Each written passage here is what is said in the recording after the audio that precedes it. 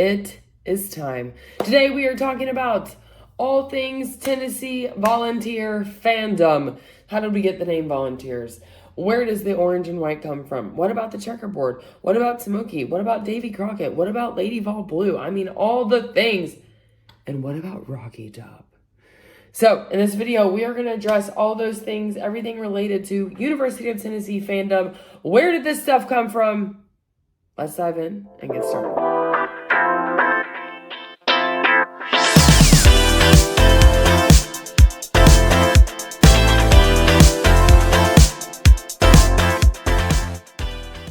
All right, so I have pulled from multiple sources. My primary source is Volopedia. So if you have any questions, and that's a real site, by the way, Volopedia, you go there and you have in your question, and it's from the University of Tennessee libraries, and it is legitimate. So that's one of my main sources, pulled from old news stories, etc., etc. So first of all, I think the very first thing we need to talk about is how did we get the name the Vols? The Volunteers, for sure. I want to clear something up. I've had multiple people that have said, why are you called the Vols? We're not. It's Vols for volunteer. Volunteer. Vols. Go Vols. So where did this come from? So initially, this dates back to two different wars. First of all, being the War of 1812, when volunteers from Tennessee helped General Andrew Jackson in the battle against the British at the Battle of New Orleans during the War of 1812. So essentially, a bunch of Tennessee people volunteered to help in that war. And so that was very special. That sounds condescending. I don't mean it to be condescending. But when you listen to this stat, you're like, oh, 1,500 ain't nothing. So later on, a disproportionate number of Tennesseans volunteered to help with the Mexican-American War. At the time, essentially, President James K. Polk admitted Texas into the United States, into the Union as the 28th state, and this triggered a war between Mexico and America. And at the time, James K. Polk was like, hello, we need people, because we, the United States, only had an army of 8,000. So Polk was like, I need every state to send. He asked for 2,600 volunteers. Listen to this. Tennessee sent 30,000 people. Hello? That's crazy. So that's how the idea started, right? So then fast forward, how did that get into the athletics program? Some of you guys, when you hear this, you're going to be in a depression, okay? But it is okay. Essentially, in 1891, that's when the football program for University of Tennessee started. So 1891. It was not until 1902, following a 10-6 win over Georgia, that a writer from the AJC, Atlanta Journal-Constitution, so that's like the Knox News Sentinel, but for Atlanta Journal-Constitution, called the team from Knoxville the Volunteers. By 1905, the university had officially adopted the name. So Tennessee as a state, people called volunteers, et cetera, but it wasn't until this journalist from Atlanta called the Volunteers.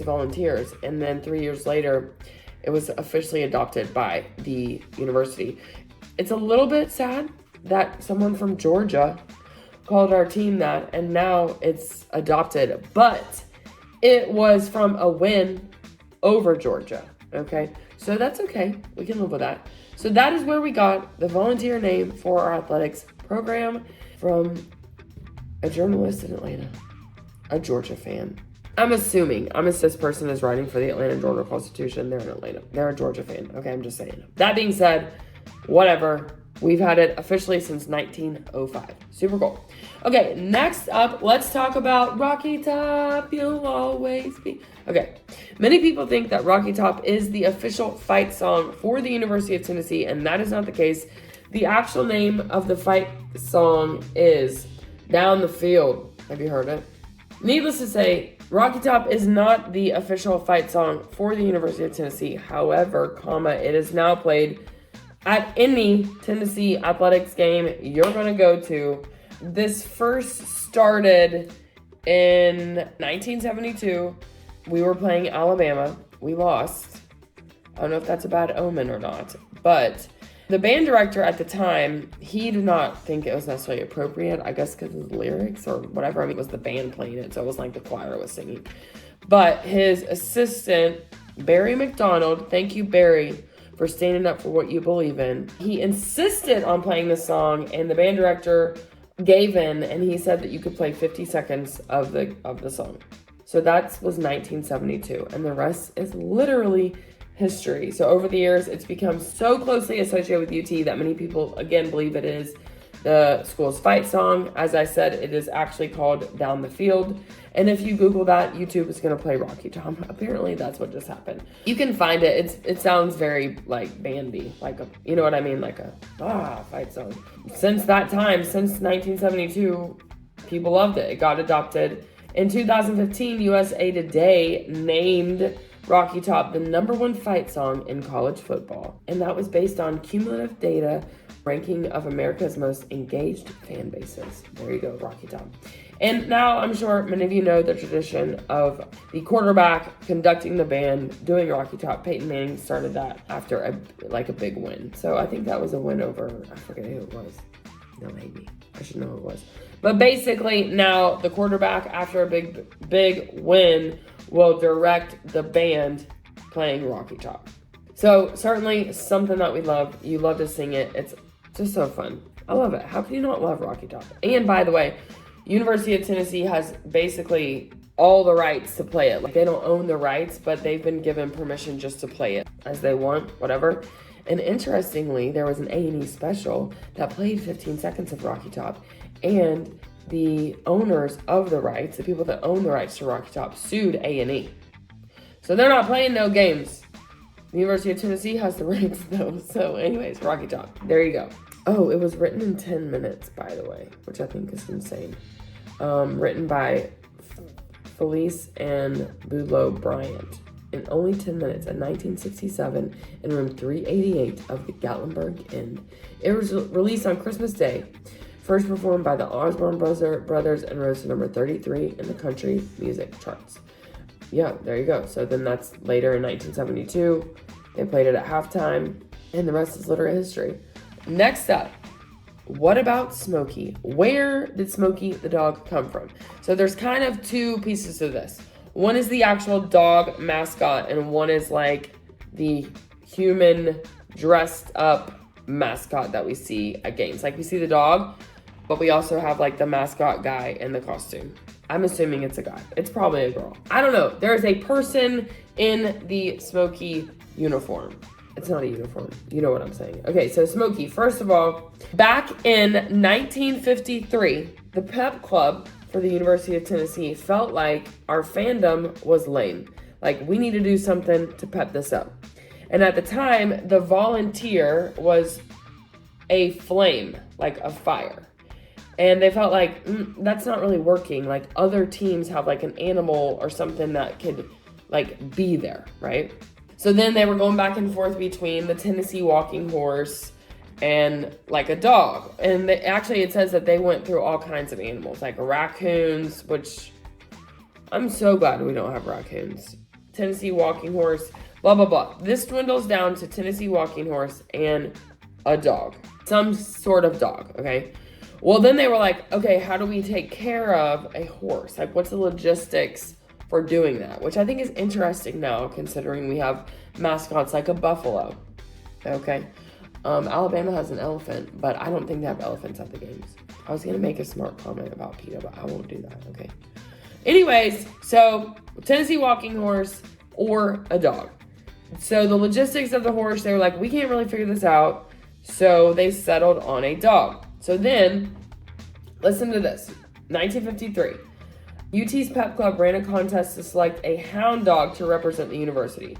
So once they said, okay, well, we want to choose a dog, then they decided it needs to be a hound dog. And then they ran an ad in a local newspaper asking people to enter.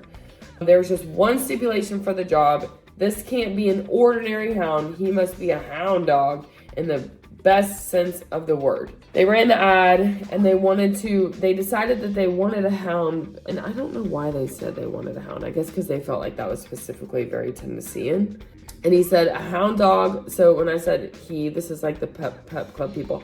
A hound dog by the best sense. Must be easygoing by nature and must be cunning and loyal, but a spirited fighter when aroused or angered. That being said, what they did is they had basically they brought dogs to this game, Mississippi State game. The final contestants were all native bred Tennessee hound dogs, and they competed for the honor at the halftime of the Mississippi State game. Again, in 1953. And so basically, this is so cool.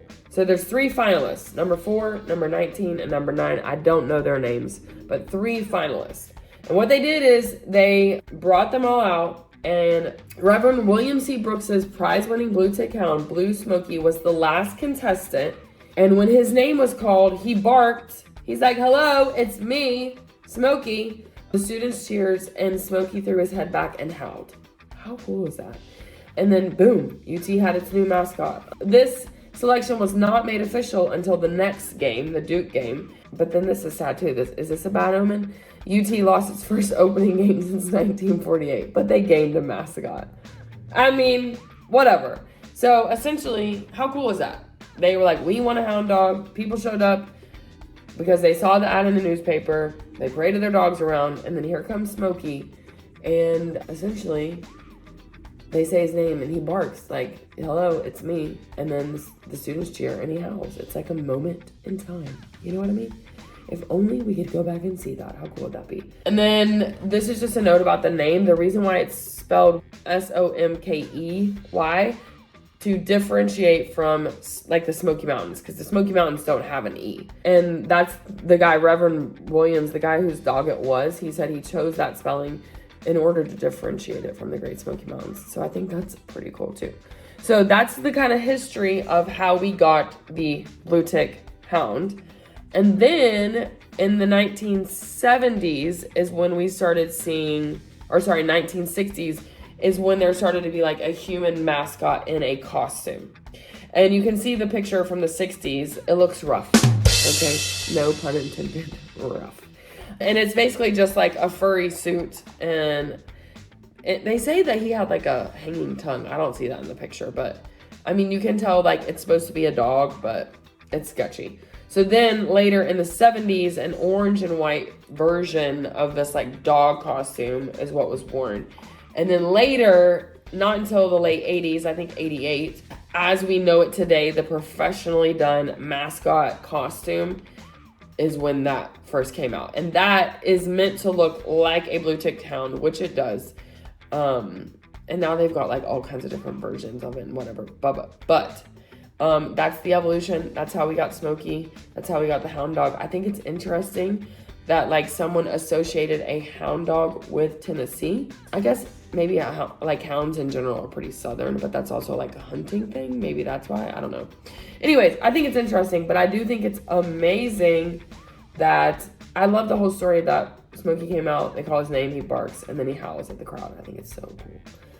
Also, as a side note, I was reading the history of like, this is what happens when you start researching this stuff. You're like into a deep, dark hole of like nonsense.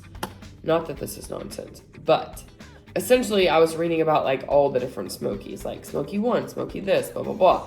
And I was reading like some special things that happened to like Smokey the Dog.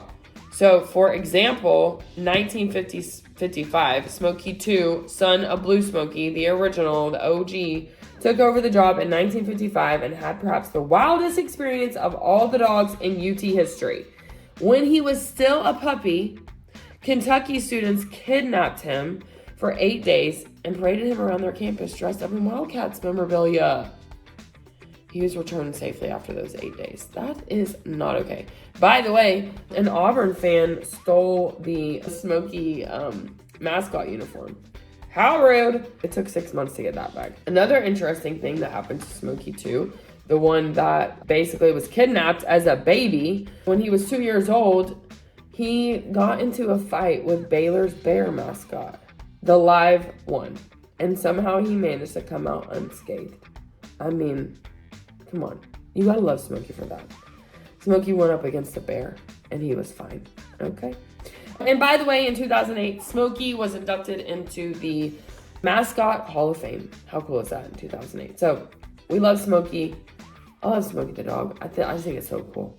I think it's a pretty great mascot, you know, in my personal opinion. Not that they asked me.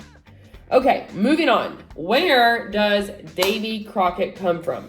So, not a ton of necessarily literature or like facts on this. The idea is that Davy Crockett, he was one of those volunteers that went to Texas, unfortunately never returned. He died in the fight, but he is this volunteer spirit personified. So at one point, even Tennessee Athletics, there is a logo that is basically kind of like a depiction of what you might think Davy Crockett looks like, with a coonskin cap and his gun or whatever. So anyways, Davy Crockett, a soldier, a congressman. He's from Greene County in East Tennessee. And basically, we look at him because he personifies this idea of a volunteer spirit. So that's Davy Crockett. There's a lot, obviously, you could say about Davy Crockett, but essentially, he's native to Tennessee. He was one of the volunteers, and he was big in the politics scene, like fighting for what he believed in. Davy Crockett. Okay, power T, where does that come from? So this is pretty, in some ways, straightforward. Obviously, Tennessee starts with a T. There is number one. Number two, initially, from what I could tell, it sounded as if back in the day, like what I think like the 50s, Tennessee and University of Texas, so University of Tennessee and University of Texas had possibly similar, like an interlocking U with T, and then University of Texas was like, oh no, can't do that. That's what I'm picking up from what I'm reading. That's how I interpreted it. Fast forward, essentially the T was just adopted in '86.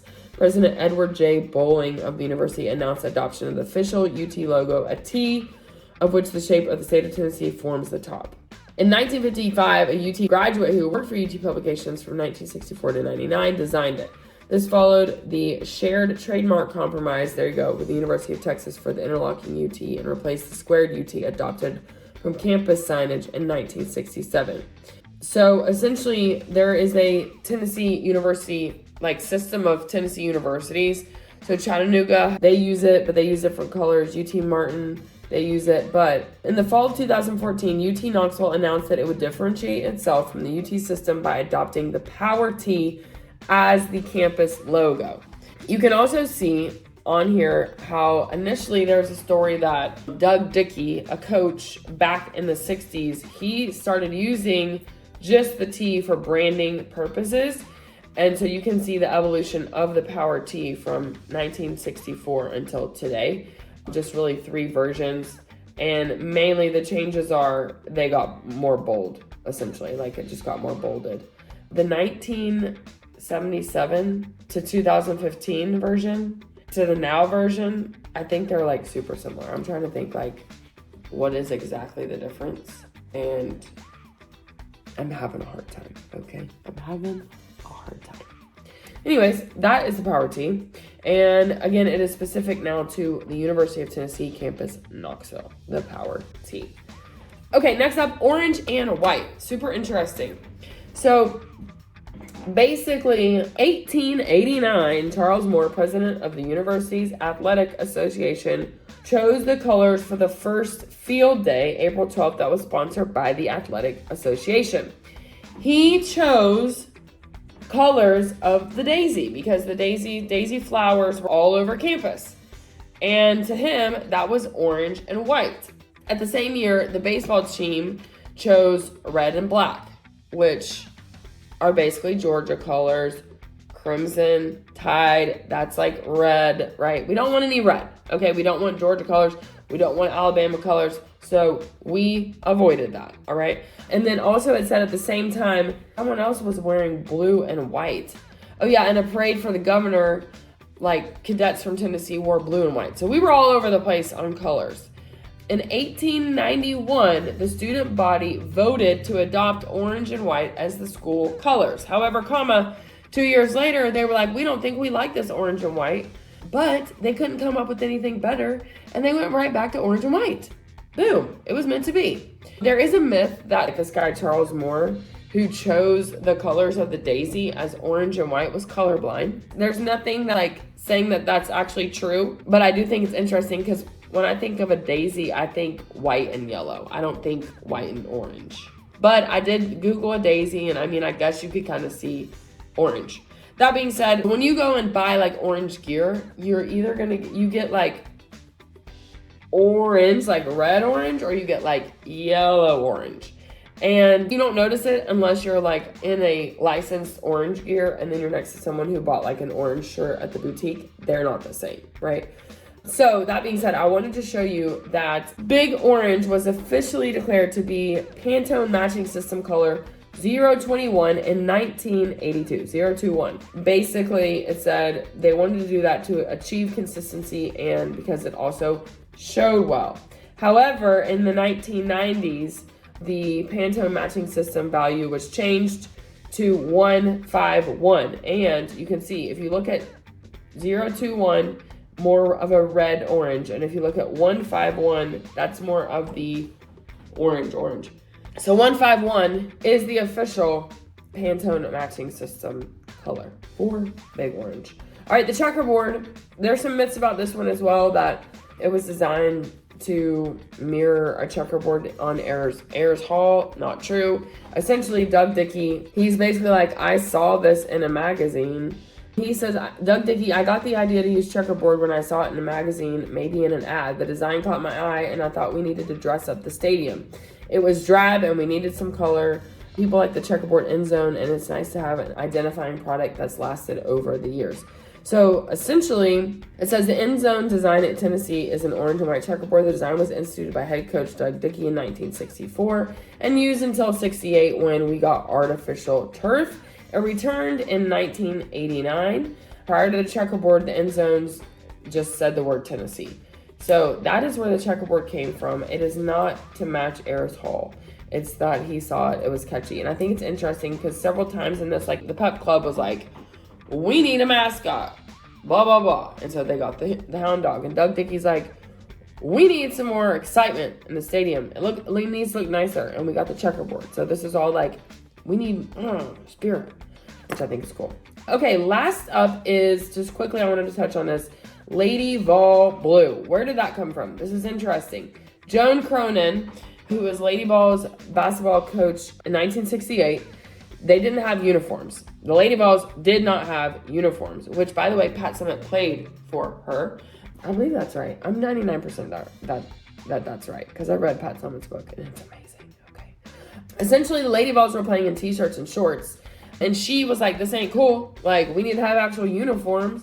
So only a few companies made women's basketball uniforms, and orange was not an option. Now, she could get orange font, but not actual orange uniforms. But then also, they were not allowed to play in white at home games. This is what it says. Oh, she found some uniforms with orange lettering, which was fine for road games, but rules prohibited home teams from wearing white. So Cronin basically decided that she liked Carolina or Columbia blue. There you go. That is where it came from. So it was available, and it went well with the orange lettering. In a few years, there was soon no problem with getting orange uniforms, but the touch of Columbia blue has remained. So that is where the Lady Vols Columbia blue comes from. So shout out to Joan Cronin for that. Okay, we've covered it. We've done it all. What's your favorite about all this? I love the Smokey story.